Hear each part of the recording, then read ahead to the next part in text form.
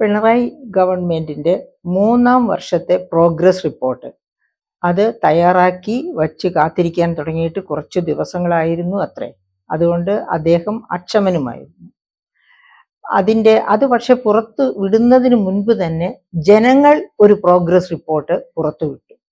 ജനങ്ങൾ പുറത്തുവിട്ട പ്രോഗ്രസ് റിപ്പോർട്ടിൽ എന്താണ് നമ്മൾ കാണുന്നത്? ഒരേ ഒരു LDF കാൻഡിഡേറ്റ് മാത്രം ലോകസഭയിലേക്ക് തിരഞ്ഞെടുക്കപ്പെട്ടു.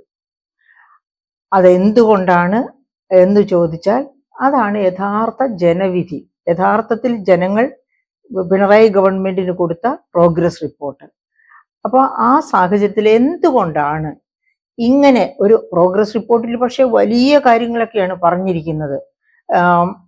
കൊടുക്കാനുള്ള കുടിശ്ശിക, അതായത് വേതനത്തിന്റെ കുടിശ്ശിക കൊടുക്കാനുള്ളത്, അതുപോലെ തന്നെ ക്ഷാമബത്തയുടെ കുടിശ്ശിക, എന്താണ് പെൻഷനായവരുടെ പെൻഷൻ ക്ഷാമബത്തയിലെ കുടിശ്ശിക, ഇങ്ങനെയുള്ള എല്ലാം ഉടനെ കൊടുത്തു തീർക്കും എന്നാണ് അദ്ദേഹം ഈ പ്രോഗ്രസ് റിപ്പോർട്ടിൽ പറഞ്ഞിരിക്കുന്നത്. പിന്നെ ഒട്ടനവധി കാര്യങ്ങളുടെ പ്രോഗ്രസ് റിപ്പോർട്ടിൽ ശ്രമം നടന്നുകൊണ്ടിരിക്കുന്നു, പ്രവർത്തനം നടന്നുകൊണ്ടിരിക്കുന്നു. ആ രീതിയിലാണ് റിപ്പോർട്ട് തന്നിരിക്കുന്നത്. അപ്പൊ യഥാർത്ഥത്തില് അതായത് യാതൊരു പക്ഷഭേദവും ഇല്ലാതെ ഗവൺമെന്റിനെ നോക്കിക്കാണുകയും വിലയിരുത്തുകയും ചെയ്യുന്ന ഒരാൾ എന്ന രീതിയിൽ ഒരു പ്രോഗ്രസ് കാർഡ് നമ്മൾ ആരെങ്കിലും തയ്യാറാക്കുകയാണ് എങ്കിൽ അതിലെന്തായിരിക്കും കാണുക? ഗവൺമെന്റ് അമ്പേ പരാജയപ്പെട്ടു 3-ാമത്തെ വർഷം. 1-ാം വർഷം 2-ാം വർഷം ഒന്നും നന്നായിരുന്നില്ല. 3-ാം വർഷവും അതുപോലെ തന്നെ അമ്പേ പരാജയപ്പെട്ടു. എന്താണ് ഈ പരാജയത്തിന്റെ കാരണം?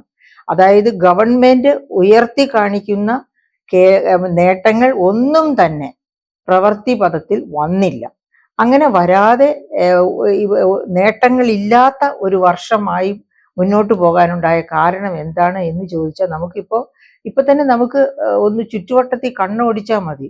എന്താണ് ഇവിടുത്തെ ആതുര ശുശ്രൂഷ കേന്ദ്രങ്ങളുടെ അവസ്ഥ?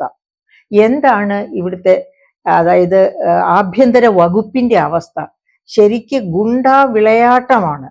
പോലീസ് എത്രയോ ഉന്നത നിലവാരം പുലർത്തുന്ന കേരള പോലീസിന് പ്രവർത്തന സ്വാതന്ത്ര്യമില്ലാതിരിക്കുക, പെട്രോൾ അടിക്കാൻ ഇന്ധനത്തിന് പൈസ ഇല്ലാതിരിക്കുക, ഇങ്ങനെയൊക്കെയുള്ള നിരവധി കാരണങ്ങൾ കൊണ്ട് അവരുടെ പ്രവർത്തന ശേഷി വളരെ താഴ്ന്നു പോവുക. അങ്ങനെ പ്രതിരോധം ഒരിക്കലും ആകാത്ത രീതിയിൽ പ്രതിരോധത്തിലാകുക. അതാണ് നമ്മൾ കേരളത്തിൽ കണ്ടുകൊണ്ടിരിക്കുന്നത്. അതുകൊണ്ടാണല്ലോ രാസലഹരിയുടെ ഉപയോഗം, അതുപോലെ മദ്യപരുടെ വിളയാട്ടം, ഇതൊക്കെ നമ്മൾ കണ്ടുകൊണ്ടിരിക്കുകയാണ്. ആ കൂട്ടത്തിലാണ് ഗവൺമെന്റ് ചില നടപടികൾ എടുക്കാൻ പോകുന്നത്. അതായത് കുട്ടികൾക്കും സ്ത്രീകൾക്കും കഴിക്കാവുന്ന മദ്യം വിളമ്പാൻ സാധിക്കുന്ന ഇടങ്ങൾ, അതുപോലുള്ള ബ്രാൻഡുകൾ, അതുപോലെ തന്നെയാണ് IT പാർക്കുകളിലൊക്കെ ഇങ്ങനെയുള്ള പബ്ബുകൾ, ഇങ്ങനെ എന്തൊക്കെയാണ് നമ്മൾ കേൾക്കുന്നത്? ഇതൊക്കെയാണ് ഒരു രാജ്യത്തിന്റെ അല്ലെങ്കിൽ ഒരു സംസ്ഥാനത്തിന്റെ വികസന മാതൃക എന്ന് പറയുന്നത്. നമുക്കറിഞ്ഞുകൂടാ ഇതൊക്കെ ആര് രൂപപ്പെടുത്തുന്ന മാതൃകകളാണ് എന്നും നമുക്ക് അതിശയം തോന്നുകയാണ് പതിവ്.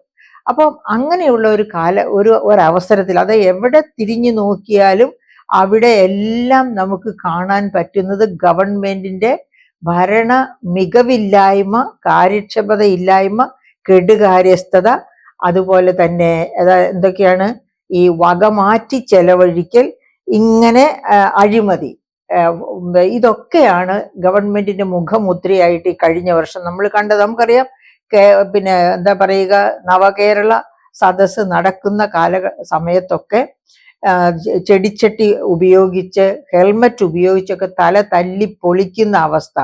അങ്ങനെ അതിനെയൊക്കെ ന്യായീകരിക്കുന്ന മുഖ്യമന്ത്രി ഒരു ചെറു പുഞ്ചിരിയോടെയാണ് ന്യായീകരിക്കുന്നത് എന്നോർക്കണം. അപ്പോൾ എത്ര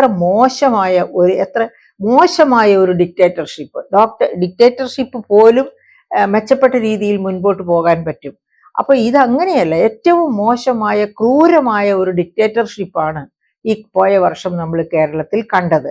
അപ്പൊ അതിലേക്ക് നമ്മൾ കൂടുതലായിട്ട് ഇറങ്ങി ചെല്ലുമ്പോൾ പ്രോഗ്രസ് റിപ്പോർട്ടിന്റെ അടിസ്ഥാനത്തിൽ നമ്മൾ കാര്യങ്ങൾ എന്തൊക്കെയാണ് എന്ന് നോക്കുകയാണെങ്കിൽ നമുക്ക് ആദ്യമായിട്ട് നമ്മൾ കാണേണ്ടത് അതായത് കടുത്ത ധനപ്രതിസന്ധിയുടെ നീർച്ചുഴിയിൽ മുങ്ങി താണുകൊണ്ടിരിക്കുന്ന ഒരു ഗവൺമെന്റിനെയാണ് നമ്മൾ കാണുന്നത്. അപ്പോൾ ഈ കടുത്ത ധനപ്രതിസന്ധി എന്ന് പറയുമ്പോൾ തന്നെ അതിന് പഴിചാരുന്നത് കേന്ദ്രത്തെയാണ്. അല്ലാതെ ഈ സംസ്ഥാനത്ത് ഉണ്ടാകുന്ന തനത് വരുമാനം നികുതി, അതായത് തനത് വരുമാനം കേന്ദ്രത്തിൽ നിന്നുള്ള വിഹിതം മാത്രമാണ് കാരണം എന്ന് പറയുമ്പോൾ തനത് വരുമാനത്തിന് എന്ത് സംഭവിക്കുന്നു? ഇവിടുത്തെ നികുതി സമാഹരണം എങ്ങനെ പാളിപ്പോയോ, അല്ലെങ്കിൽ നികുതിയേതര വരുമാന സമാഹരണം എങ്ങനെയായിരുന്നു? ഇതൊക്കെ ചേർന്ന് അതിന്റെ കൂട്ടത്തിൽ മൂന്നാമത്തെ ഒരു ഘടകം മാത്രമാണ് കേന്ദ്രത്തിൽ നിന്നുള്ള വരുമാനം അഥവാ ഫിനാൻസ് കമ്മീഷൻ നൽകുന്നത് എന്ന് പറയുന്നത്. അപ്പൊ ഈ കേന്ദ്ര വിഹിതത്തെ മാത്രം ചാരിക്കൊണ്ട് എന്തൊക്കെ പ്രതിസന്ധികളാണ്, അതായത് അല്ലെങ്കിൽ എന്തൊക്കെ ഗോഷ്ഠികളാണ് സുപ്രീം കോടതിയിൽ പോകുന്നു, അതുപോലെ ഡൽഹിയിൽ പോയി സമരം ഇരിക്കുന്നു, അങ്ങനെ പല കാര്യങ്ങളും നമ്മൾ കണ്ടു. അപ്പൊ ഇതിന്റെ ഒക്കെ യഥാർത്ഥ മുഖം പൊളിച്ചു അടുക്കുമ്പോഴാണ് നമുക്ക് മനസ്സിലാകുന്നത് ഗവൺമെന്റ് ഒന്നും ചെയ്യാതിരിക്കുകയായിരുന്നു എന്നത്. അപ്പൊ ആദ്യം നമുക്ക് ആരോഗ്യ മേഖല തന്നെ എടുക്കാം. ആരോഗ്യ മേഖലയുടെ സമസ്ത മേഖലകളും സ്തംഭനത്തിലാണ് എന്ന് പറഞ്ഞാല് രോഗികളോട് ശസ്ത്രക്രിയയ്ക്കുള്ള മരുന്നും ഉപകരണങ്ങളും പുറത്തുനിന്ന് വാങ്ങിക്കൊണ്ടുവരാൻ ആവശ്യപ്പെടുന്ന ഒരു കാലഘട്ടം വേറെ എന്തെങ്കിലും കേരളം ഫോം ചെയ്തതിന് ശേഷം ഇതുവരെ ഇത്രയും വലിയ ഒരു ദുരന്തകാലം ഉണ്ടായിട്ടേയില്ല. അപ്പം അങ്ങനെ ശസ്ത്രക്രിയകൾ നടക്കുന്നില്ല, ഉപകരണങ്ങൾക്ക് കേടുപറ്റിയാൽ അതിനെ നന്നാക്കുന്നില്ല, അങ്ങനെ പ്രശ്നങ്ങൾ കൊണ്ട് സങ്കലിതമായ ഒരു അവസ്ഥ. അതോടൊപ്പം തന്നെ നമ്മൾ കാണണം, അതായത് 2012 കൊണ്ടുവന്നതാണ് കാരുണ്യ ബെനവളൻ സ്കീം. അതായത് 5 തരം പ്രധാനപ്പെട്ട രോഗങ്ങൾ എന്നല്ല പറയേണ്ടത്, വലിയ രോഗങ്ങൾ. ആ രോഗങ്ങൾ അതായത് കരളിനെ ബാധിക്കുന്ന, കിഡ്നിയെ ബാധിക്കുന്ന, ലിവറിനെ ബാധിക്കുന്ന, ക്യാൻസർ പോലെയുള്ള പ്രധാനപ്പെട്ട 5 രോഗങ്ങൾ പാവപ്പെട്ടവർക്ക് അത് പിടിപെട്ടാൽ ചികിത്സിച്ച് ഭേദമാക്കുവാൻ വലിയ പണച്ചെലവുണ്ട് എന്നതുകൊണ്ട് തന്നെ അത്തരം രോഗങ്ങൾക്ക് സഹായം നൽകാനായിട്ടാണ് കാരുണ്യ ലോട്ടറി കൊണ്ടുവരുന്നത് 2012. ആ 2012 കൊണ്ടുവന്ന കാരുണ്യ ലോട്ടറി വഴിയുള്ള പണം മുഴുവനും ഈ കാരുണ്യ ബെനവളൻ സ്കീം അഥവാ കാരുണ്യ ആരോഗ്യ പദ്ധതിയിലേക്ക് കൊടുക്കണം എന്നാണല്ലോ ഉദ്ദേശിക്കുന്നത്. ആ വകുപ്പിന്റെ ചെലവ് കഴിച്ച് ബാക്കി പണം അങ്ങോട്ട് പോകേണ്ടതാണ്. അപ്പൊ ഇപ്രാവശ്യത്തെ തന്നെ ഇതാ 1129 കോടി കുടിശ്ശിക കിടക്കുന്നു എന്ന് പറഞ്ഞ്, ഇത് ഈ ഒരു വർഷം കൊണ്ടുണ്ടായ കുടിശ്ശികയല്ല, കഴിഞ്ഞ പല വർഷങ്ങളായിട്ടുള്ള കുടിശ്ശികയാണ്.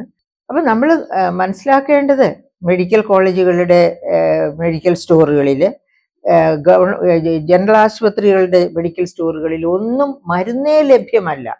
അപ്പൊ ഇതെല്ലാം പുറത്തു പോയി രോഗികൾ വാങ്ങണം. പാവപ്പെട്ട രോഗികൾ എന്തിനാണ് ഒരു ജനറൽ ആശുപത്രിയിൽ അല്ലെങ്കിൽ ഒരു മെഡിക്കൽ കോളേജിൽ വരുന്നത്? അവിടെ അവർക്ക് ഫ്രീ ആയിട്ട് തന്നെ മെഡിക്കൽ സേവനം കിട്ടും, മരുന്നും എല്ലാം കിട്ടും എന്ന് വിചാരിച്ചാണ്.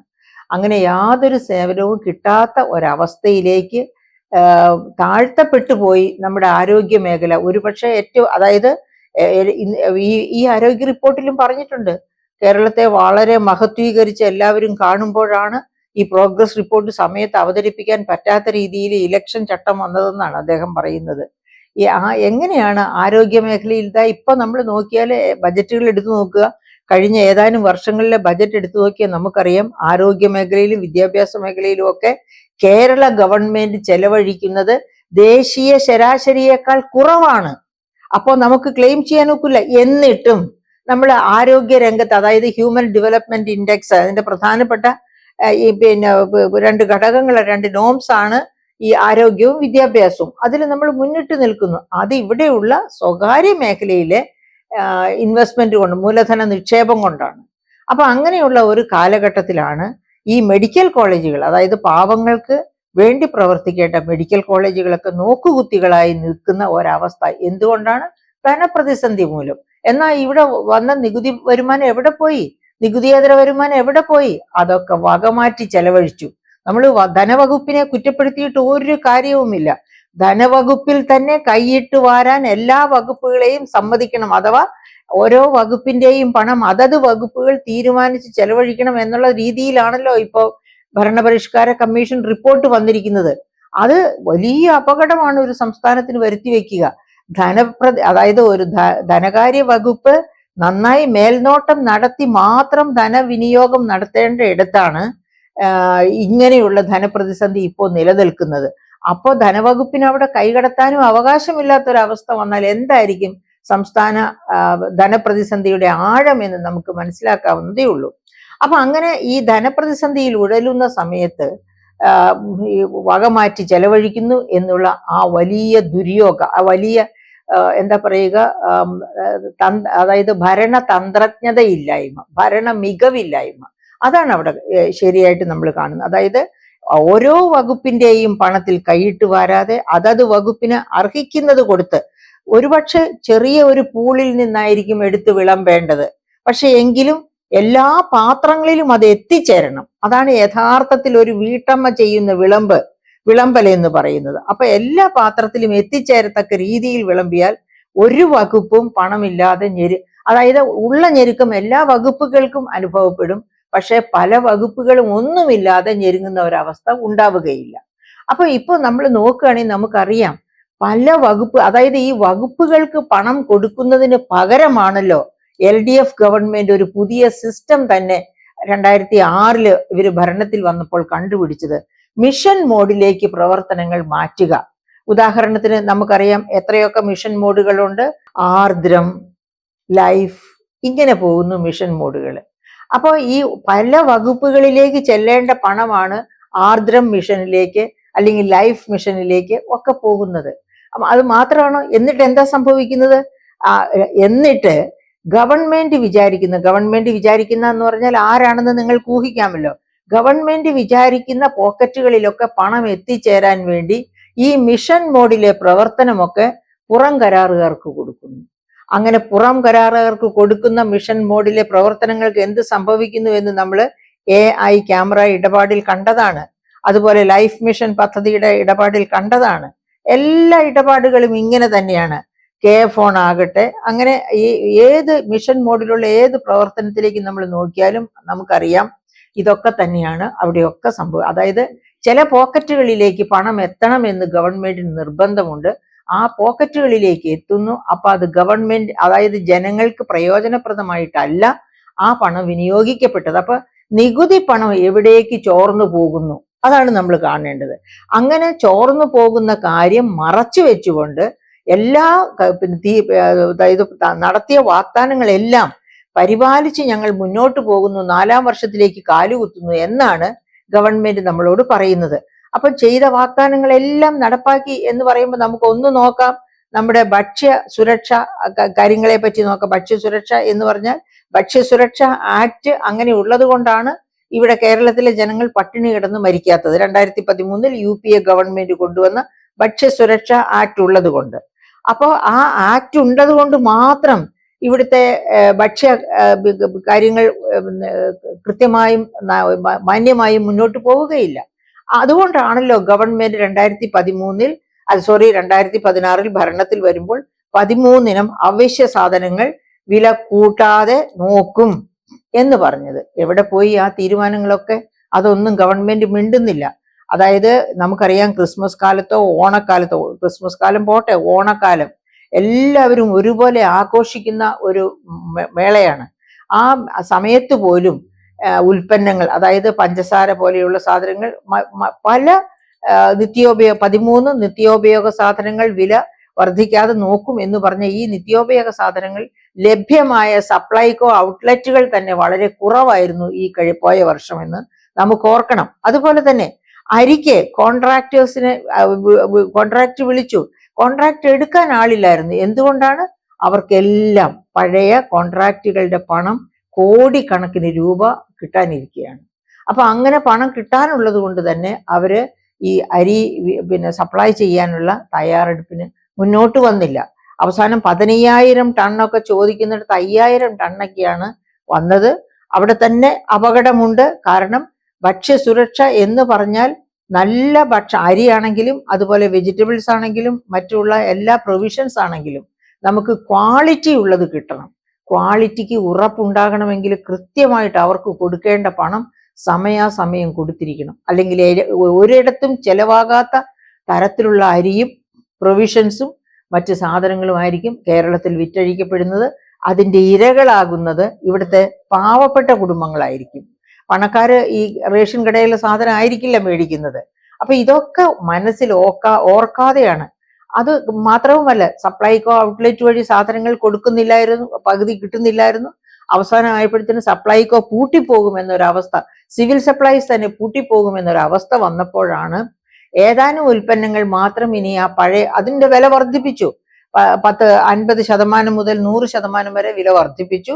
അതിനുശേഷം തന്നെ പലതും സപ്ലൈകോയിലെ ഈ 13 ഉൽപ്പന്നങ്ങളുടെ പട്ടികയിൽ ഉൾപ്പെടുത്താതെയായി, ഔട്ട്ലെറ്റുകളിൽ അതൊന്നും കിട്ടാതെയായി.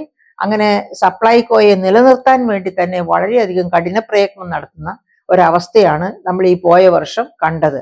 എന്നിട്ടാണ് പറയുന്നത് ഈ പ്രോഗ്രസ് വളരെ ഹൈ ആയിരുന്നു എന്നുള്ള മട്ടിൽ, വലിയ കയ്യടി കിട്ടത്തക്ക പ്രോഗ്രസ് ആയിരുന്നു ഞങ്ങൾ നേടിയത് എന്നൊക്കെ ഗവൺമെന്റ് വീമ്പിളക്കുന്നത്. അപ്പൊ അങ്ങനെ പറയുമ്പോഴാണ് നമ്മൾ ഓർക്കേണ്ടത്, സിവിൽ സപ്ലൈസ് വഴി വിതരണം തടസ്സപ്പെട്ടു, ഗവൺമെന്റിന് വാക്കുപാലിക്കാൻ പറ്റിയില്ല എന്ന് പറയുമ്പോൾ നമ്മൾ ഓർക്കേണ്ടതാണ് ഈ വർഷത്തെ ഭക്ഷ്യവിലക്കയറ്റം. ഒരുപക്ഷെ കഴിഞ്ഞ ഏതാനും വർഷങ്ങളായി, അതായത് കോവിഡിന് ശേഷം, കോവിഡിൽ നിന്ന് കഷ്ടിച്ചങ്ങ് രക്ഷപ്പെട്ട് കഴിഞ്ഞപ്പോഴേക്കും തന്നെ യുക്രൈൻ വാർ, അങ്ങനെ അത് കഴിഞ്ഞ് ഗാസ, ഇങ്ങനെയുള്ള ഇന്റർനാഷണൽ സിറ്റുവേഷനൊക്കെ വളരെ വ്യത്യസ്തമായി മാറിയതോടുകൂടി വിലക്കയറ്റം, ആഗോള തലത്തിൽ തന്നെ വിലക്കയറ്റം ഒരു പേടി സ്വപ്നമായി. അങ്ങനെ അതിനെ പതുക്കെ എല്ലാ രാജ്യങ്ങളും ചേർന്ന് പതുക്കെ ക്രമമാക്കി താഴേക്ക് കൊണ്ടുവരുന്ന ഒരു ഘട്ടത്തിൽ ഇപ്പൊ ഇന്ത്യയിൽ തന്നെ ഉപഭോക്തൃ വിലക്കയറ്റം 4.83% താണിരിക്കുന്നു. അതായത് നമ്മുടെ മോണിറ്ററി പോളിസി കമ്മിറ്റി ആഗ്രഹിച്ചിരുന്നത് അല്ലെങ്കിൽ ശ്രമിച്ചിരുന്നത് 4%-നും 6%-നും ഇടയ്ക്ക് ഉപഭോക്തൃ വിലകളെ നിയന്ത്രിച്ച് നിർത്തുക എന്നുള്ളതായിരുന്നു. അതിപ്പോ 4.83 എന്ന് വെച്ചാൽ 5%-ന്റെ ചുറ്റുവട്ടത്തിൽ എത്തി നിൽക്കുന്നു. പക്ഷേ അവിടെ അപകടകരമായ ഒരു കാര്യമുണ്ട്. അതായത് ഭക്ഷ്യവിലക്കയറ്റം, ഉപഭോക്തൃ വിലയാണ് 4.83 എത്തിയിരിക്കുന്നത്. ഭക്ഷ്യവിലക്കയറ്റം 8.73% ഉയർന്നു നിൽക്കുകയാണ്. അപ്പൊ ഈ ഭക്ഷ്യവിലക്കയറ്റം ഇത്ര ഉയർന്നു നിൽക്കുമ്പോഴാണ് കേരളത്തിന്റെ അവസ്ഥ പരുങ്ങലിലാകുന്നത്. അത് ഗവൺമെന്റിന് എങ്ങനെ നിയന്ത്രിക്കാൻ കഴിഞ്ഞു? ഒരു തരത്തിലും സഹായിക്കാൻ കഴിഞ്ഞില്ല. അതായത് ഗവൺമെന്റ് പറഞ്ഞിരുന്നത് പോലെ 13 നിത്യോപയോഗ സാധനങ്ങൾ വില കയറ്റാതെ കൊടുത്തിരുന്നുവെങ്കിൽ ഇവിടെ അത് പ്രശ്നമായിട്ട് ബാധിക്കില്ലായിരുന്നു. ഇത് പക്ഷേ ഈ വില നിയന്ത്രണം സാധ്യമായില്ല. അങ്ങനെ വില നിയന്ത്രണം സാധ്യമാകാതെ വന്നപ്പോൾ അത് മാത്രവുമാണോ നമ്മൾ അതോട് കൂട്ടിച്ചേർത്ത് വായിക്കേണ്ടത്? ആണ് സാമൂഹ്യ സുരക്ഷാ പെൻഷൻ 5-6 മാസത്തെ കുടിശ്ശിക കിടക്കുന്നു എന്നുള്ളത്. ആ പണം കിട്ടുന്നില്ല, ഭക്ഷ്യവിലകൾ ഉയർന്നു നിൽക്കുന്നു. അപ്പൊ ഇത് എങ്ങനെയാണ് സാധാരണക്കാരന് കേരളത്തിൽ പിടിച്ചു നിൽക്കാനാകുക? നമ്മുടെ ഭക്ഷ്യസുരക്ഷ എന്ന് പറയുമ്പോൾ നമുക്ക് അരി മുതൽ പച്ചക്കറി മുതൽ പ്രൊവിഷൻസും എല്ലാം 80%-ലധികവും ഈ പറയപ്പെട്ട എല്ലാ ഐറ്റംസും നമുക്ക് മറ്റ് സംസ്ഥാനങ്ങളിൽ നിന്ന് കൊണ്ടുവരേണ്ടതാണ്. അപ്പം ഇന്ത്യയിലെ ഏറ്റവും വലിയ ഭക്ഷ്യവിലക്കയറ്റത്തിന്റെ ഏറ്റവും വലിയ ഇരകൾ കേരളീയരാണ് എന്ന കാര്യം നാം അറിഞ്ഞിരിക്കണം. അപ്പൊ അത് കഴിഞ്ഞിട്ട് ഗവൺമെന്റ് പറയുകയാണ് എല്ലാം ശുഭസ്യ ശീഘ്രം എന്നും കൂടി പറയാത്തത് ഏതായാലും നന്നായി. അപ്പൊ അങ്ങനെ ഇരിക്കുന്ന ഒരു കാലഘട്ടത്തിൽ തൊഴിൽ സൃഷ്ടിച്ചു എന്നാണ് ഗവൺമെന്റ് പറയുന്നത്. തൊഴിലുകൾ സൃഷ്ടിക്കപ്പെട്ടു എന്ന് ഗവൺമെന്റ് പറയുമ്പോൾ ഏത് തൊഴിലാണ് സൃഷ്ടിക്കപ്പെട്ടത്? നമ്മൾ കണ്ടതാണ്. അതായത് സെക്രട്ടേറിയറ്റിന് മുൻപിൽ കിടന്നും അമ്പലത്തിന് ചുറ്റും ചെയ്യുന്നത് പോലെയുള്ള ശയന പ്രദക്ഷിണം നടത്തിയും, അതായത് PSC റാങ്ക് ലിസ്റ്റിൽ ഉൾപ്പെട്ട ഉദ്യോഗാർത്ഥികൾ അവരുടെ അപ്പോയിന്റ്മെന്റ്സ് നടത്തുന്നില്ല എന്ന് പറഞ്ഞ് പ്രദർശനം നടത്തുന്നതും ഒക്കെ നമ്മൾ കണ്ടു. ഈ അടുത്ത നാളില് വീണ്ടും ഇതേ പ്രദർശനം നടത്തുകയും പ്രതിഷേധിക്കുകയും ചെയ്യുന്നതൊക്കെ നമ്മൾ കണ്ടു. ഈ കഴിഞ്ഞ വർഷങ്ങളിലൊക്കെ തന്നെ ഇതുപോലെയുള്ള ഒന്നാം പിണറായി ഗവൺമെന്റിന്റെ കാലത്തും രണ്ടാം പിണറായി ഗവൺമെന്റ് 3 വർഷക്കാലത്തും ഇതുപോലെ തൊഴിലില്ലായ്മ മൂലം നരകിക്കുന്ന യുവാക്കൾ പ്രശ്നം, അതായത് സെക്രട്ടേറിയറ്റ് നടക്കലും ഒക്കെയായിട്ട് പ്രശ്നങ്ങൾ സൃഷ്ടിച്ചിരുന്നു. അങ്ങനെ പ്രശ്നങ്ങൾ സൃഷ്ടിച്ചിരുന്ന അവസരത്തിൽ നമ്മൾ മറ്റൊരു കാര്യം കൂടി, അതായത് തൊഴിൽ സൃഷ്ടിക്കപ്പെട്ടു എന്ന് അദ്ദേഹം അഭിമാന പുരസ്സരം പറയുമ്പോൾ നമ്മൾ ഓർക്കേണ്ടത്, ഇന്ന് തന്നെ നമ്മൾ ചാനലുകളിൽ കണ്ട ഒരു ഇതാണ്. അതായത് കണ്ണൂരിൽ നിന്നുള്ള ഒരു മെസ്സേജാണത്. നമ്മുടെ കൈത്തറി മേഖലയിൽ കഴിഞ്ഞ ചില മാസങ്ങളിലൊക്കെ ഇടയ്ക്കിടയ്ക്ക് ശമ്പളം പേരിന് മാത്രം, അതായത് ഒരു മാസത്തെ ശമ്പളം കിട്ടും, പിന്നെ കുറെ മാസത്തെ കിട്ടില്ല, അങ്ങനെ കിട്ടിക്കൊണ്ടിരിക്കുന്നു. അവർ കഷ്ടിച്ചങ്ങ് ജീവൻ നിലനിർത്തി പോരുന്നു. ഏകദേശം 23 മാസത്തെ ശമ്പളം പോയ കാലത്ത് ഇതിപ്പോ കിട്ടാനുണ്ട് എന്നാണ് ചാനലിൽ ആ മേഖലയിലുള്ളവർ പറഞ്ഞത്. നമ്മൾ ഓർക്കണം, ഇവിടെ ഉണ്ടായിരുന്ന കൈത്തറി മേഖല മുഴുവനും ഇവിടെ നിന്ന് രക്ഷപ്പെട്ട് അയൽ സംസ്ഥാനങ്ങളിലേക്ക് കുടിയേറി. മറ്റു വ്യവസായങ്ങൾ പോലും അങ്ങനെ കുടിയേറിക്കൊണ്ടിരിക്കുകയാണ്. അങ്ങനെ കുടിയേറിക്കൊണ്ടിരിക്കുമ്പോഴാണ് ഈ കൈത്തറി മേഖലയിൽ പാവപ്പെട്ട കൈത്തറി തൊഴിലാളികൾക്ക്, അവർക്ക് കുടുംബം പോറ്റാൻ അവർക്ക് വേറെ ബിസിനസ് അറിയില്ല, വേറെ കൃഷിയില്ല, അങ്ങനെയുള്ളവർക്ക് ഈ 23 മാസത്തെ സാമൂഹ്യ സുരക്ഷാ പെൻഷൻ കിട്ടാത്തത് 60+ പോപ്പുലേഷനാണ്. അതുപോലെ അതിനേക്കാളോ, അതായത് ഈ പറയപ്പെട്ട കൈത്തറി മേഖലയിൽ പ്രവർത്തിക്കുന്നവരുടെ സ്കൂളിൽ പോകുന്ന കുട്ടികൾ തൊട്ട് പാലൂട്ടുന്ന കുട്ടികൾ തൊട്ട് എല്ലാ തരക്കാരും കാണും. അപ്പൊ അവർക്കൊക്കെ ആഹാരം ഇല്ല എന്ന് വരുന്നത് വലിയ അപകടകരമായ ഒരവസ്ഥയാണ്. അപ്പൊ അങ്ങനെയുള്ള ഒരവസ്ഥയിലൂടെ കടന്നു പോകുന്ന കൈത്തറി മേഖല, ആ കൈത്തറി മേഖലയെ പറ്റി ഓർക്കുമ്പോൾ നമ്മൾ ഓർക്കണം ഈ ഗവൺമെന്റിന്റെ ധൂർത്ത് എത്ര ഭീകരമാണെന്ന്. കൈത്തറിയിലേക്ക്, അതായത് പിന്നെ കമ്മീഷന്റെ ഒരു ചെയർമാനെ അപ്പോയിന്റ് ചെയ്തപ്പോഴാണ് 10 വർഷം പഴക്കമായ ഇന്നോവ കാർ, അത് അദ്ദേഹത്തിന്റെ യശസ്സിന് ചേരാത്തത് കാരണം അത് മാറ്റി 35 ലക്ഷത്തിന്റെ ഇന്നോവ ക്രിസ്റ്റ വാങ്ങിച്ച ബഹളമൊക്കെ നമ്മൾ കേട്ടതാണ്. ഇതുപോലെയുള്ള ഒരു കൈത്തറി മേഖലയുടെ ചെയർമാനായിട്ട് വന്ന ആളാണ് അതെന്ന് ഓർക്കണം. അപ്പം ധൂർത്തിന് ഒരു കുറവുമില്ല.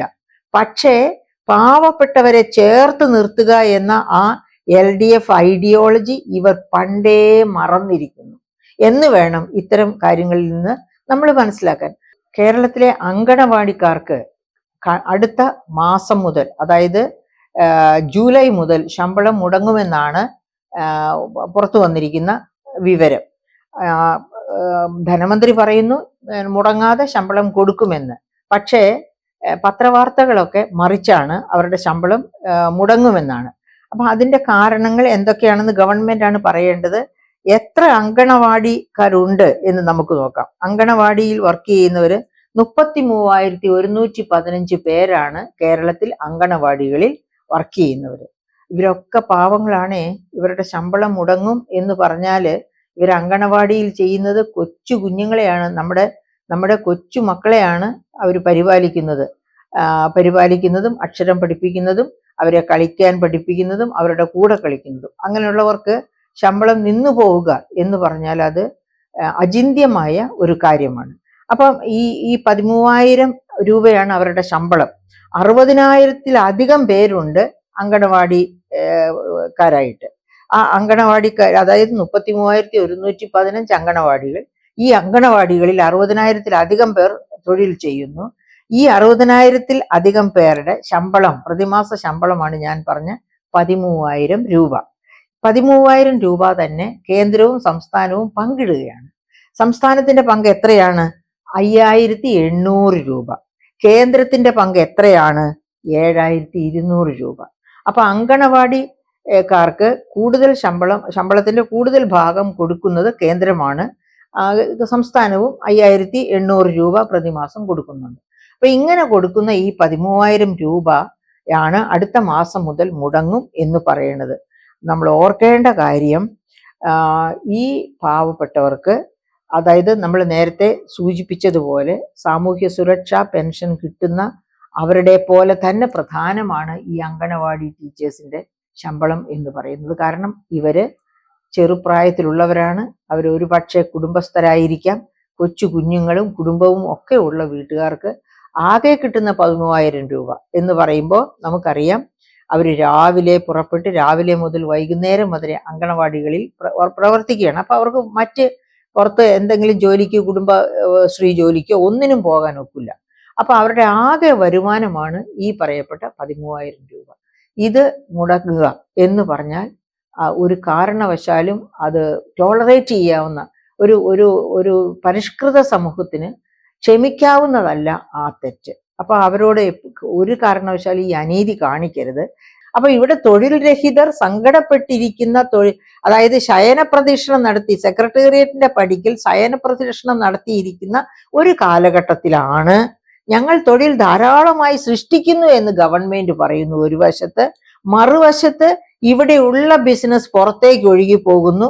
അതായത് പുഴയ്ക്കൽ, തൃശ്ശൂർ ഡിസ്ട്രിക്റ്റിലുള്ളതാണല്ലോ പുഴയ്ക്കൽ ഇൻഡസ്ട്രിയൽ എസ്റ്റേറ്റ് ഗവൺമെന്റ് തന്നെ തുടങ്ങിയത്. അവിടെ വന്ന് പിന്നെ വ്യവസായം തുടങ്ങാൻ ആഗ്രഹിച്ച് കല്ലിട്ട പ്രവാസി വ്യവസായികൾ പോലും വർഷങ്ങൾ കാത്തിരുന്ന് വലിയ നഷ്ടമുണ്ടായി മനസ്സിടിഞ്ഞ് അവസാനം അയൽ സംസ്ഥാനങ്ങളിലേക്ക് പോയ കഥകൾ നാം അതൊക്കെ അറിഞ്ഞിരിക്കണം. അത് ഒരു വശത്ത് കിടക്കുന്നു.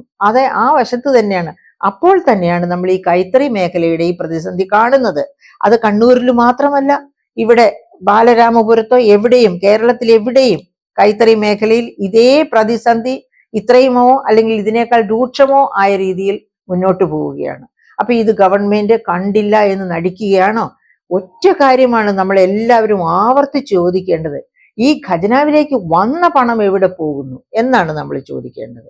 ഈ ഖജനാവിലേക്ക് വന്ന പണം നേരെ ചൊവ്വേ ചെലവഴിക്കുകയാണെങ്കിൽ, ഇപ്പോ ഞാൻ നേരത്തെ പറഞ്ഞല്ലോ, ഈ എന്താണ് മറ്റേ കാരുണ്യ ലോട്ടറി സ്കീമിൽ നിന്ന് ഗവൺമെന്റ് പണം കൊടുക്കാത്തത് കൊണ്ട് 1129 കോടിയുടെ കുടിശ്ശികയുള്ളത് കൊണ്ട് സ്വകാര്യ ആശുപത്രികൾ പിന്നെ മാറി നിൽക്കുന്നു, അതിനോട് ചേരുന്നില്ല എന്ന് പറഞ്ഞല്ലോ. അപ്പൊ ഓർക്കണം, 12,686 കോടി രൂപയാണ് 2023-24 വർഷം ധനവർഷത്തില് ഈ ലോട്ടറിയിൽ നിന്ന്, അതായത് കാരുണ്യ ലോട്ടറിയിൽ നിന്ന് തന്നെ ഗവൺമെന്റിന് കിട്ടിയത് 12,686 കോടി രൂപയാണ്. ഇത് ഞാൻ എവിടുന്നും കൊണ്ടുവരുന്ന ഡേറ്റ അല്ല കേട്ടോ, ഗവൺമെന്റിന്റെ ബജറ്റിംഗ് ബ്രീഫിലുള്ളതാണ്. അത് നിങ്ങൾക്ക് നോക്കാം. നോൺ ടാക്സ് റവന്യൂ എത്തിച്ചേർന്ന നോൺ ടാക്സ് റവന്യൂ എന്ന് പറഞ്ഞിട്ട് ഒരു ടേബിൾ ഉണ്ട് ബജറ്റിംഗ് ബ്രീഫിൽ. അതിനകത്തുള്ളതാണ് 12,686.99 കോടി കൃത്യമായിട്ട് പറഞ്ഞാല് ആണ് ലോട്ടറിയിൽ നിന്നുള്ള വരുമാനം. അപ്പം 12,686 കോടി ലോട്ടറിയിൽ നിന്ന് വരുമാനം കിട്ടി. ആ ലോട്ടറി പിന്നെ കാരുണ്യ ലോട്ടറി കൊണ്ടുവന്നത് തന്നെ ഈ കാരുണ്യ ആരോഗ്യ പദ്ധതിക്ക് വേണ്ടിയാണ്. അവിടെ കൊടുക്കാനുള്ള 1,129 കോടി കുടിശ്ശിക കൊടുക്കാൻ പറ്റിയിട്ടില്ല. അതുകൊണ്ടാണ് ഞാൻ ചോദിക്കുന്നത്, വരുന്ന വരുമാനം അതെവിടെ പോകുന്നു? അത് വകമാറ്റി ചെല്ലേണ്ട പോക്കറ്റിലേക്ക് തിരിച്ചുവിടുന്നു. അതാണ് സംഭവിച്ചുകൊണ്ടിരിക്കുന്നത്. അതുകൊണ്ടാണ് കേരളത്തിലെ ജനം ഇത്ര വലിയ ദുരന്തത്തിലൂടെ കടന്നു പോകുന്ന ഒരവസ്ഥ ഉണ്ടായത്. അതുപോലെ പറഞ്ഞിരിക്കുന്ന മറ്റൊന്നാണ്, എന്താണ് പറയുക, ക്ഷേമ പെൻഷനുകളെല്ലാം കൊടുത്തു തീർക്കും എന്ന് പറയുന്നുണ്ട്. ശരിയായിരിക്കാം, അടുത്ത നിയമസഭാ ഇലക്ഷൻ വരുന്നതിന് മുൻപ് ഈ കുടിശ്ശികയെല്ലാം അവർ കൊടുത്തു തീർക്കും. അപ്പൊ അതുപോലെ തന്നെ പറയുന്ന മറ്റൊരു ഒന്നാണ്, ഞങ്ങൾ പ്രവാസി ക്ഷേമത്തിന് വേണ്ടി ഒരുപാട് കാര്യങ്ങൾ ചെയ്തു എന്ന്. പ്രവാസി ക്ഷേമത്തിന് വേണ്ടി എന്തൊക്കെ കാര്യങ്ങൾ ചെയ്തു എന്നറിയണമെങ്കിൽ എക്കണോമിക് റിവ്യൂ 2023 ഒന്ന് എടുത്തു നോക്കിയാൽ മതി. അതിനകത്ത് ഈ ലോക കേരള സഭയാണ് ഏറ്റവും മുഴച്ചു നിൽക്കുന്ന പ്രവാസി ക്ഷേമ പ്രവർത്തനം. തീർന്നില്ല, കോവിഡ് കഴിഞ്ഞ് ഇവിടേക്ക് വന്ന പ്രവാസികൾക്ക് സുപ്രീം കോടതി ഇടപെട്ടതിന് ശേഷമാണെന്ന് ഓർക്കണം, അവർക്ക് പിന്നെ ഒരു എന്താ പറയുക, കോവിഡ് മൂലം മരിച്ചവർക്ക് കൊടുക്കേണ്ട തുക പിന്നെ ആദ്യം അത് അണ്ടർ എസ്റ്റിമേറ്റ് ചെയ്ത് വെച്ചിരുന്നു. പിന്നെ സുപ്രീം കോടതിയൊക്കെ ഇടപെട്ട് കഴിഞ്ഞപ്പോഴത്തേക്കും 73,000 പേരുടെ, അത് പ്രവാസികൾ മാത്രമല്ല ആകപ്പാടെ കേരളത്തിൽ മരിച്ചവര്, അവർക്ക് സുപ്രീം കോടതി അനുവദിച്ച രീതിയിലുള്ള പിന്നെ എമൗണ്ട് കൊടുക്കാനുള്ള അതായത്. പക്ഷെ അപ്പോഴും ഒരു കാര്യമാണ്, ഇതുപോലെ പ്രവാസത്തിൽ മരിക്കുന്നവരെ ഗവൺമെന്റിന്റെ ചെലവിലാണ്. ഇപ്പൊ ഫിലിപ്പീൻസ് പോലെയുള്ള രാജ്യങ്ങളിലേക്കൊക്കെ ഒരു പ്രവാസി ഗൾഫിലോ എവിടെയെങ്കിലും മരിച്ചാല് ഗവൺമെന്റിന്റെ ചെലവിലാണ് സ്വന്തം നാട്ടിലേക്ക് കൊണ്ടുപോകുന്നത്. അതുപോലെ ഒരു സ്കീം ഇതുവരെ കേരളത്തിൽ കൊണ്ടുവന്നിട്ടില്ല. നമ്മൾ ഓർക്കണം, നമ്മുടെ GSDPയുടെ 30% മുകളിൽ 32% വരെ പ്രവാസികൾ അയച്ചു തരുന്ന പണമായിരുന്നു. അത് കോവിഡിന്റെ കാലത്ത് മാത്രം 24% താണു. പക്ഷെ പിന്നെയും അത് വർദ്ധിക്കും. അപ്പൊ അങ്ങനെയുള്ള ഒരു കാലഘട്ടത്തിൽ പിന്നെയും വർദ്ധിക്കും എന്ന് പറയുമ്പം അതില് പിന്നെ സംശയങ്ങളുണ്ട്. കാരണം പണ്ടത്തെ പോലെ ഒരു 2015 ശേഷം പ്രവാസികളുടെ കുടിയിറക്കമാണ്, മൈഗ്രേഷൻ അല്ല, കുടിയേറ്റമല്ല, കുടിയിറക്കമാണ് കൂടുതലായിട്ട് കണ്ടുകൊണ്ടിരിക്കുന്നത്. അപ്പൊ അത് കാരണം കൊണ്ട് പ്രവാസികളിൽ നിന്ന് കിട്ടുന്ന ഫണ്ട് നമ്മുടെ GSDP-യുടെ 30-32% വന്നിരുന്നു എന്നുള്ളത് കോവിഡ് കാലത്ത് 24% താണത് ഒരു പക്ഷേ ഇനിയും 25% അല്ലെങ്കിൽ 30% താഴെയൊക്കെ നിന്നു കഴിഞ്ഞു. പക്ഷേ GSDP-യുടെ 30% വരെ കൊടുക്കുന്നു എന്ന് പറഞ്ഞാൽ അത് വലിയ കാര്യമാണ്. അപ്പൊ അവർക്ക് വേണ്ടി ഇങ്ങനെ ഒരു നല്ല കർമ്മം ചെയ്തുകൂടെ? പ്രവാസത്തിൽ മരിക്കുന്നവരെ അവരുടെ ഡെഡ് ബോഡി സ്വന്തം നാട്ടിലേക്ക് എത്തിക്കാൻ ഗവൺമെന്റ് ചെലവിൽ കൊണ്ടുവന്നുകൂടെ? ഗവൺമെന്റ് അതിനുള്ള മുൻകരുതലുകൾ എടുത്തുകൂടെ? അതൊക്കെയാണ് ഏറ്റവും വലിയ സഹായം. അതുപോലെ പ്രവാസത്തിൽ നിന്ന് വന്നിരിക്കുന്ന എല്ലാവർക്കും തന്നെ, അർഹതയുള്ള എല്ലാവർക്കും ഇത് കൊടുക്കുക, പെൻഷൻ കൊടുക്കുക. അങ്ങനത്തെ പെൻഷൻ സ്കീം തുടങ്ങിയിട്ടുണ്ട്. അതൊക്കെ നമുക്ക് ഇതിൽ കാണാം. അപ്പൊ അങ്ങനെ ഈ പ്രോഗ്രസ് റിപ്പോർട്ടിനെ പറ്റി വളരെ വാചാലമായി സംസാരിക്കുമ്പോൾ നമുക്ക് കാണാൻ പറ്റുന്നത് അവർക്ക് കൊടുത്ത സഹായമല്ല, അതിനേക്കാൾ ഉപരി ലോക കേരള സഭ എന്ന് പറയുന്ന മാമാങ്കത്തെ പറ്റിയാണ്. അപ്പൊ അത് ഒരു കാരണവശാലും ഒരു സാധാരണ മനുഷ്യന് വേണ്ടിയുള്ളതല്ല, പണക്കാരായ പ്രവാസികൾക്കും അവരുടെ പോക്കറ്റിൽ കൈയിടാൻ വേണ്ടിയും കൊണ്ടുവന്നിരിക്കുന്ന പദ്ധതിയാണ് എന്ന് ആർക്കും മനസ്സിലാക്കാം. അപ്പൊ അങ്ങനെ വരുമ്പോൾ നമ്മൾ ആക്കപ്പാടെ ഈ പ്രോഗ്രസ് റിപ്പോർട്ടിനെ പറ്റി വകയിരുത്തുമ്പോൾ എവിടെ പോയി ഈ കിട്ടിയ പണം മുഴുവൻ? എന്തുകൊണ്ടാണ് ഒരുപാട് പണം അതായത് വിഭവ സമാഹരണത്തിൽ ചോർച്ച കൂടുതൽ ഉണ്ടായത്? അതിന്റെ ഒരു പ്രധാനപ്പെട്ട കാരണം കേരളീയം നടത്തിയത്, അതുപോലെ തന്നെ നവകേരള സദസ്സ്. കേരളീയം നടത്തിയപ്പോൾ എന്താ സംഭവിച്ചതെന്ന് നമുക്കറിയാം. എല്ലാവരുടെ അടുത്തുനിന്നും സ്പോൺസർഷിപ്പ് വഴി പണം കളക്ട് ചെയ്തു. ഈ സ്പോൺസർഷിപ്പ് വഴി പണം കളക്ട് ചെയ്തതൊക്കെ ഏതോ ഒരു വലിയ അദൃശ്യ കേന്ദ്രത്തിൽ ഒളിച്ചിരിക്കുകയാണ് ഇപ്പോഴും. അത് എവിടെയാണെന്ന് PRDയുടെ ബാങ്ക് അക്കൗണ്ടിലേക്കാണ് അത് പോയത്. അത് കഴിഞ്ഞ് അത് എവിടെ സൂക്ഷിച്ചിരിക്കുന്നു എന്ന് പോലും അറിഞ്ഞുകൂടാ. അപ്പൊ എൻ്റെ പ്രിയപ്പെട്ട സുഹൃത്തുക്കളെ, നമ്മൾ മനസ്സിലാക്കേണ്ട ഒരു കാര്യമുണ്ട്. സംസ്ഥാനത്തിന്റെ വിഭവ സമാഹരണം കുറഞ്ഞു എന്ന് പറയുമ്പോൾ ഈ സ്പോൺസർഷിപ്പ് വഴിയുള്ള പണം സമാഹരിക്കല് കേന്ദ്ര ഗവൺമെന്റ് നടത്തിയ ഇലക്ട്രൽ ബോണ്ട് വഴിയുള്ള പണസമാഹരണം പോലെ അത് നിയമാനുസൃതമാണ്. നിയമം കൊണ്ടുവന്നിട്ടാണ് ഇലക്ട്രൽ ബോണ്ട് വഴി. അത് കൊണ്ടുവന്നപ്പോഴേ റിസർവ് ബാങ്കും സുപ്രീം കോടതിയും പറഞ്ഞിരുന്നു ഇത് നല്ലതല്ല, ഇതിനകത്ത് ഒരുപാട് അനിഷ്ടങ്ങൾ ഉണ്ടാകാനിരിക്കുന്നു. അതായത് കള്ളപ്പണം വെള്ളപ്പണമാക്കി മാറ്റുന്ന പല പ്രോസസ് ഇതിനകത്ത് ഒളിഞ്ഞു കിടപ്പുണ്ട് എന്ന് റിസർവ് ബാങ്കും ചൂണ്ടിക്കാണിച്ചു. സുപ്രീം കോടതി അതൊന്നും ഗവനിക്കാതെയാണ് നരേന്ദ്രമോദി അങ്ങനെ ഒരു സിസ്റ്റം പാർലമെന്റ് വഴി കൊണ്ടുവന്നത്. അപ്പൊ ഞങ്ങളാരും ഇപ്പൊ CPM പല പ്രാവശ്യം പറയുന്നത് കേട്ടു, ഞങ്ങൾ ഇലക്ട്രൽ ബോണ്ട് മേടിച്ചില്ലല്ലോ. പക്ഷെ ഇലക്ട്രൽ ബോണ്ട് എന്തിനു മേടിക്കണം? ഈ സ്പോൺസർഷിപ്പ് എന്ന് പറയുന്നത് വേറൊരു ഇലക്ട്രൽ ബോണ്ട് രീതിയല്ലേ? അപ്പൊ അങ്ങനെ മേടിച്ച പണം, അങ്ങനെ പണം മേടിക്കുന്നവർക്ക് എന്താണ് പാടില്ലാത്തത്? കുറ്റം ചെയ്തവർക്ക്. അതാണല്ലോ കേന്ദ്രം ചെയ്തത്. ഇലക്ട്രൽ ബോണ്ടിലേക്ക് ഇൻവെസ്റ്റ് ചെയ്തു കഴിഞ്ഞാൽ ED അന്വേഷണവും ഇല്ല, ഒന്നുമില്ല. അന്വേഷണത്തിൽ പെട്ടിരുന്നവരെയും പിന്നെ പുറത്തു വിടുന്നു. അതാണ് എന്ന് പറഞ്ഞതുപോലെ ഈ സ്പോൺസർഷിപ്പില്, അതായത് പണം ഗവൺമെന്റിലേക്ക് ഉദാരമായ സംഭാവന നൽകിയ വ്യാപാരികളും വ്യവസായികളും നികുതി കൊടുത്തോ ഇല്ലയോ എന്ന് പിന്നെ ചോദിക്കാൻ ഗവൺമെന്റിന് പറ്റില്ല. ഗവൺമെന്റിന്റെ ഈ സ്പോൺസർഷിപ്പ് പ്രോഗ്രാം കൊണ്ട് തന്നെ സ്വന്തം നാവ് അടക്കി വെക്കേണ്ടി വരുന്നു. ചോദിക്കാൻ ഒക്കില്ലാത്ത ഒരു അവസ്ഥയിലേക്ക്. അങ്ങനെയാണ് നമ്മൾ ആ ബജറ്റ് ഇൻ ബ്രീഫില് ഈ നമ്മുടെ കുടിശ്ശികയെ പറ്റിയുള്ള ടേബിൾ നോക്കണം. A39 table. ആ ടേബിൾ നോക്കിയാൽ നമുക്കറിയാം 14,000 കോടിയോളം രൂപയാണ് കമേഴ്ഷ്യൽ ടാക്സസിൽ തന്നെ കുടിശ്ശിക കിടക്കുന്നത്. അതുപോലെ വിവിധ വകുപ്പുകളിൽ കുടിശ്ശിക കിടക്കുകയാണ്. ഈ കുടിശ്ശികയൊന്നും പിരിച്ചെടുക്കാൻ അത്ര ഈസി അല്ല. കാരണം എന്താ വെച്ചാൽ അവരൊക്കെ ഇപ്പൊ ക്വാറി മാഫിയ, അവര് തന്നെ എത്രയോ കോടിയാണ് സ്പോൺസർഷിപ്പിന് വേണ്ടി കൊടുത്തിരിക്കുന്നത്. അപ്പൊ അങ്ങനെയുള്ള ഘട്ടത്തില്, അതായത് ഗവേണൻസ്, നീതിപൂർവമായ ഗവേണൻസിന് തയ്യാറാകാതെ ഇങ്ങനെയുള്ള കുൽസിത രീതിയിലൂടെ കാര്യങ്ങൾ നടത്താം എന്ന് വിചാരിക്കുമ്പോൾ കേരളീയം പോലെ, അതുപോലെ നവകേരള സദസ്സ് പോലെയൊക്കെ ആ സമയത്തൊക്കെ എന്താണ് കേരളത്തിൽ സംഭവിച്ചത്? ഭരണമേ ഇല്ലായിരുന്നു. അപ്പൊ ഭരണത്തിന്റെ വാതിലുകൾ അടച്ചിട്ട് പുറത്തേക്ക് ഇറങ്ങിയ ഗവൺമെന്റ് ഭരണസ്തംഭനമാണ് ഉണ്ടായത്. ഭരണസ്തംഭനം ഉണ്ടാകുമ്പോഴും എന്താ പറയുക, പദ്ധതി പ്രവർത്തനങ്ങൾ മന്ദീഭവിച്ചു പോകും. അതൊക്കെ തന്നെയാണ് നമ്മൾ കേരളത്തിൽ ആ സമയത്തൊക്കെ അനുഭവിച്ചു കൊണ്ടിരുന്നത്. അങ്ങനെ പറഞ്ഞാല് ഈ 2023-24 വർഷം, ഈ വർഷത്ത് ഇവിടെ ഭരണം കാര്യമായിട്ട് നടന്നിട്ടില്ല. ഗുണ്ടാ വിളയാട്ടമുണ്ടായിരുന്നു.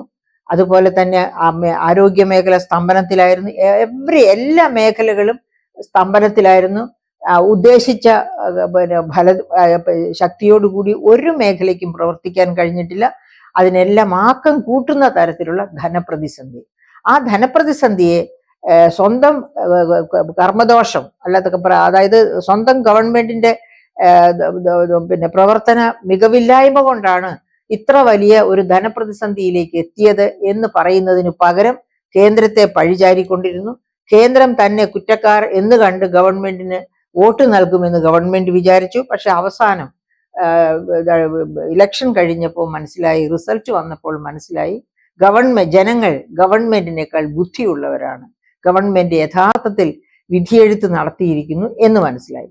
അപ്പൊ അത് എന്ന് മനസ്സിലാക്കുക മാത്രമല്ല, ഇപ്പൊ നമുക്ക് ആവശ്യപ്പെടാനുള്ളത് ഈ യഥാർത്ഥ സ്ഥിതി എന്താണ്, സംസ്ഥാനത്തിന്റെ ധനസ്ഥിതി എന്താണ്, അതുപോലെ തന്നെ എന്താണ് ആരോഗ്യ മേഖലയ്ക്ക് സംഭവിച്ചുകൊണ്ടിരിക്കുന്നത്, എന്താണ് പ്രതിരോധ വകുപ്പിന് സംഭവിച്ചുകൊണ്ടിരിക്കുന്നത്, എല്ലാം കാണിച്ചുകൊണ്ട് ഒരു ധവളപത്രം, അതായത് സംസ്ഥാനത്തെ കൃത്യമായും അടയാളപ്പെടുത്തുന്ന ഒരു ധവളപത്രം, എന്താണ് പ്രതിപക്ഷം ആവശ്യപ്പെടുന്നത് പോലെയുള്ള ഒരു ധവളപത്രം, അത് നൽകി ജനങ്ങളെ പഠിപ്പിക്കണം.